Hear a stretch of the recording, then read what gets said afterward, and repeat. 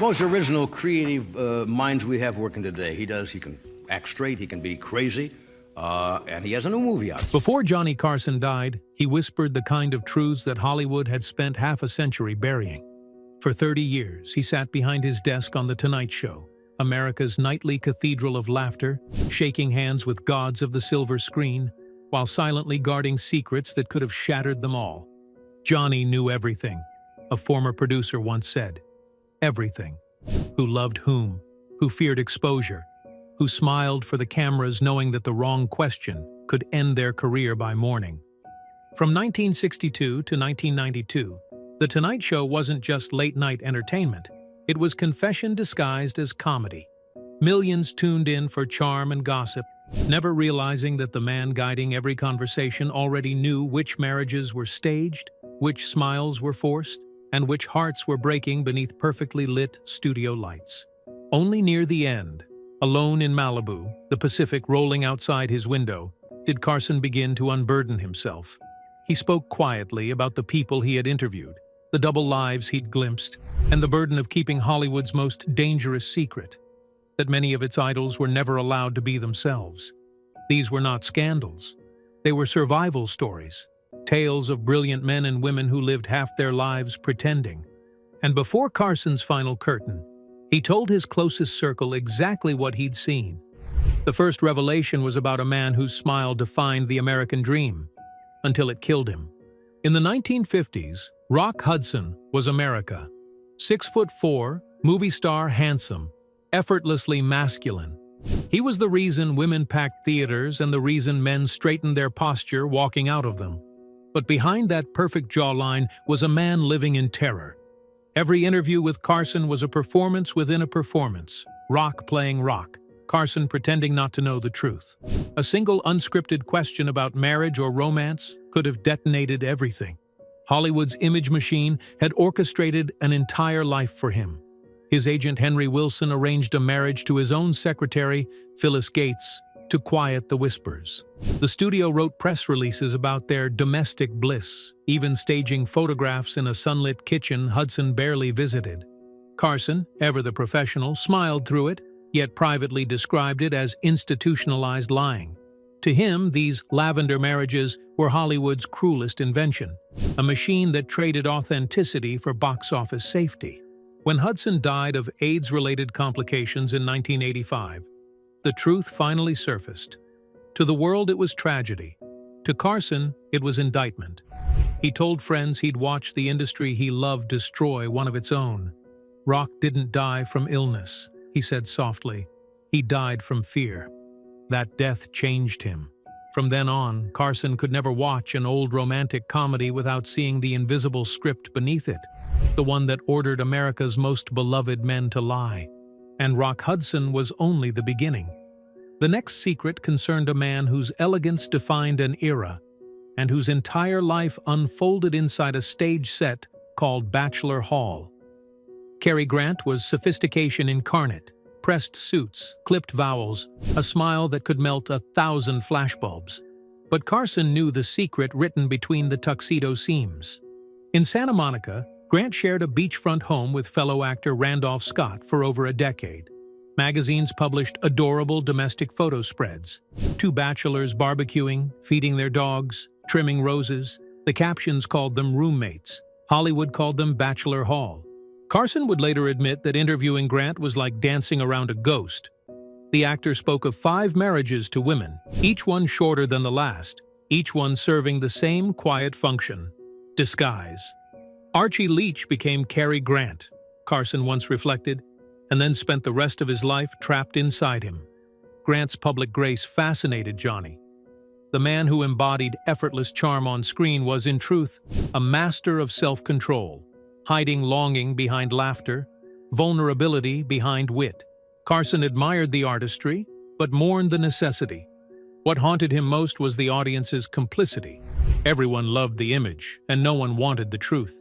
They didn't buy tickets for Archie, he said. They bought the fantasy, and he kept selling it. For Carson, Cary Grant symbolized the cost of perfection, a lifetime spent performing even after the cameras stopped. And when he spoke of Grant, he always paused before the next name. Because what came next was not a man, but a myth. A love story Hollywood still swears was real. They were the ultimate cinematic couple, the fiery redhead and the gruff leading man. Their 26-year partnership was celebrated as the greatest love story in Hollywood history. But Carson, who interviewed Hepburn more than once, knew the legend was precisely that, legend. In private conversations late in life, Johnny described their relationship as a masterpiece of mutual camouflage. Tracy, a devout Catholic, could never divorce his wife yet needed a narrative that explained his separations. Hepburn, fiercely independent and quietly involved with women like Laura Harding and later Phyllis Wilborn, needed a cover that kept tabloids at bay. Together they found it. Carson admired the elegance of their arrangement. It wasn't cynical. It was survival performed as devotion. When he watched clips of Hepburn cradling Tracy's head in Guess Who's Coming to Dinner, he saw both tenderness and tragedy. The perfect illusion they had spent decades refining. What fascinated him most was Hepburn's style, the trousers, the no-makeup defiance, the refusal to play by feminine rules. She had turned her truth into art long before anyone dared name it. She hid nothing, Carson once mused. She just refused to explain it. By the time Tracy died in 1967, the myth had calcified into history. Hepburn maintained the story until her own death. Carson, ever respectful, never contradicted it publicly. But in private, he called it the longest standing ovation in Hollywood. Two people applauding each other for surviving. And then he'd lean back, light another cigarette, and mention a very different figure. One who tore down artifice on screen, yet lived behind a thicker mask than any of them. To Carson, Marlon Brando was the greatest paradox he ever met. The man who redefined truth in acting could barely tell it about himself. When Brando appeared on The Tonight Show, the atmosphere crackled. He was brilliant, unpredictable, sometimes hostile. Viewers saw rebellion. Carson saw pain. The host knew what Hollywood insiders already whispered, that Brando's passion transcended labels, that his love life was as fluid as his performances were raw. Carson found it ironic that the man who brought brutal honesty to A Streetcar Named Desire and On the Waterfront still needed to choreograph his personal myth. Studio press releases paired him with starlets. Gossip columns invented affairs. Yet decades later, Brando himself would confirm what Johnny had known. Like a lot of men, I've had homosexual experiences. I'm not ashamed. That single admission, coming years after both men had retired from the spotlight, vindicated what Carson always believed, that Hollywood's so-called rebels were often its most frightened prisoners. After taping one interview, Johnny reportedly said, "Brando's honesty could fill a screen, but not a living room. He didn't mean cruelty, just the unbearable contradiction of being worshipped for truth while forbidden to live it."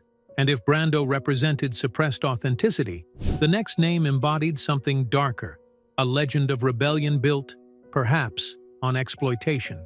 James Dean died at 24, and in doing so became immortal. To the public, he was purity, artistic rebellion incarnate. To Carson, who heard the whispers from old studio hands, Dean was also a casualty of Hollywood's predatory hunger. Carson never met him, but the stories were everywhere. Powerful men mentoring a gifted kid from Indiana, favors exchanged behind closed doors. Director Rogers Brackett, decades older, helped Dean land roles and contacts. Other industry figures followed. Johnny didn't repeat these tales for scandal. He saw them as proof of the system's rot. "If you wanted to survive," he once said, "you sold what they were buying, and they were buying everything." Dean's bisexuality, long speculated and later supported by multiple accounts, wasn't what disturbed Carson. What haunted him was the hypocrisy. The same executives who condemned queerness in public rewarded it in secret when it served their ambitions. Dean's death in 1955 sealed the myth. His sexuality froze in rumor, his rebellion fossilized in legend. Death protected him, Carson told a friend. He never had to explain himself. For Carson, Dean symbolized innocence corrupted by machinery, an artist consumed by the studio furnace before he could reclaim his own narrative. The tragedy wasn't that Dean broke rules. It's that Hollywood made him pay for playing by theirs. And as Johnny reflected on the young rebel who never got to grow old, He contrasted him with a woman who managed to outsmart the entire system by turning truth itself into her brand. Marlene Dietrich was unlike anyone Carson had ever interviewed. She glided onto the set like a secret wrapped in silk. Everything about her, voice, posture, gaze, blurred boundaries. In an era when American actresses were punished for daring to look powerful, Dietrich made ambiguity glamorous. Married to Rudolf Sieber for over 50 years, yet known to have lovers of both sexes, she refused shame. She called love an art form, not a confession. Carson adored her courage. During one taping, she arrived in a tailored men's suit and winked as the audience gasped. "You like it?" she purred. "It has more pockets." The laughter masked awe. She had done what others couldn't, turned defiance into chic. Johnny later told colleagues that Dietrich hid in plain sight. Her European sophistication gave her cover. What would ruin an American star merely made her exotic. She transformed authenticity into allure, proving that the truth, if styled correctly, could sell better than any lie. To Carson, she represented the antidote to Hollywood's hypocrisy, a woman who refused to apologize for the way she existed. Marlene didn't need permission, he said. She gave herself the role. Yet for every Dietrich who bent the rules, there was another who suffocated beneath them. One of them was among the most respected men ever to appear on The Tonight Show, and his life was a masterclass in concealment. To America, Raymond Burr was justice. Perry Mason, the brilliant defense attorney who never lost a case. Ironside, the relentless detective who outthought every villain. His voice was authority itself. Yet Carson knew that Burr's life story was almost entirely fiction. The actor claimed to have been married 3 times, to have lost a wife and son in a plane crash, even to have served heroically in World War II. None of it was true. Interviewing him, Carson once confided, felt like talking to a novel. He respected Burr's professionalism, but could sense the ache beneath the invention. Burr's long-term partner, Robert Benavides, worked quietly on set, their relationship disguised as a business partnership spanning 35 years. Johnny saw the cruelty in that necessity. The man who played television's greatest truth seeker had to spend his real life remembering lies. He investigated everyone but himself, Carson joked once, with sadness in his tone. When Burr died in 1993 and his estate passed to Benavides, the illusion finally cracked. For Carson, already retired, the revelation wasn't surprise. It was vindication and grief. Burr had lived honorably, just not openly. He wasn't pretending to deceive, Johnny said privately. He was pretending to survive. And that survival instinct defined Hollywood's golden age more than any talent or beauty, which is why Carson's next recollection carried both admiration and melancholy, a couple who turned survival into art. Charles Laughton and Elsa Lanchester were British royalty in Hollywood's court of illusion. He was the brilliant chameleon who became Quasimodo and Captain Bligh. She was the electrifying bride of Frankenstein. Together they appeared to be the most theatrical of married couples, and perhaps they were, in every sense. According to Carson's confidants, he viewed their marriage as Hollywood's most humane deception. Both gay, both fiercely intelligent, they formed a pact rather than a union. Their relationship provided shelter from persecution and companionship that outlasted most genuine romances. Carson admired their pragmatism. They outwitted the script, he said. They made marriage mean friendship. He noted how Elsa carefully guarded the illusion in interviews, speaking fondly of Charles without ever invoking passion. Audiences never questioned it. They saw what they wanted to see. To Johnny, the Laughton-Lanchester partnership embodied quiet rebellion. Unlike the tragic fates of others, theirs was functional and oddly joyous. They beat Hollywood at its own game, turning hypocrisy into harmony. When Lanchester appeared on The Tonight Show in the 1970s, Carson treated her with reverence. Watching her laugh about British eccentricities, he thought of how much strength it took to live honestly inside a lie. Their story convinced him that sometimes the bravest thing a person could do was negotiate with the truth rather than surrender to it. It was, in his eyes, dignity disguised as performance. And then there was Tyrone Power, the man whose beauty defined a generation and whose secret pleasures the cameras could never touch. Few faces were as symmetrical or as dangerous as Tyrone Power's. To 20th Century Fox, he was the crown jewel, the ultimate swashbuckler whose smile guaranteed ticket sales. Yet the same beauty that made him immortal also became his cage. Carson learned from veteran guests that Power lived a life split cleanly in two. By day, he was the studio's golden boy, photographed with actresses, waltzing through premieres. By night, he sought the quiet company of men in private gatherings, shielded by powerful publicists. Hollywood tolerated everything, as long as it stayed invisible. Power's marriages to Annabella and Linda Christian provided just enough illusion to keep questions away. Carson called it a choreography of deception. Weddings and photographs arranged like film sets, each frame a layer of armor. What fascinated him wasn't scandal, but psychology. Power, he said, was a prisoner of perfection. Every close-up tightened the bars. The man who could have played anyone wasn't allowed to play himself. When Power collapsed from a heart attack at just 44, Hollywood mourned its idol. Carson mourned the man beneath. He died flawless, Johnny told a friend, and that's the saddest way to go. For him, Power symbolized the final act of a system that prized beauty above truth, a reminder that in old Hollywood, perfection was simply another disguise. In his later years, Carson withdrew from public life, retreating to his Malibu home with his memories and his guilt. Those who visited described a man haunted not by fame, but by knowledge. He'd look at the ocean, one friend recalled, and start talking about people who couldn't live freely while the rest of us laughed. He never outed anyone publicly. That was never his intent. What he confessed was sorrow for the part he played as Hollywood's polite accomplice.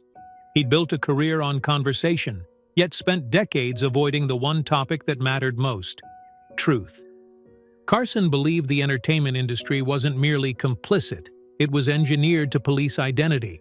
Studios didn't just make movies, he said once. They made people. Actors were products, sexuality was risk, and he, the genial interviewer, had been the final quality control inspector, making sure the illusion held. In his solitude, he began speaking more candidly to biographers and trusted friends about those he'd admired most. Hudson's quiet dignity, Grant's elegance, Hepburn's defiance, Dietrich's audacity.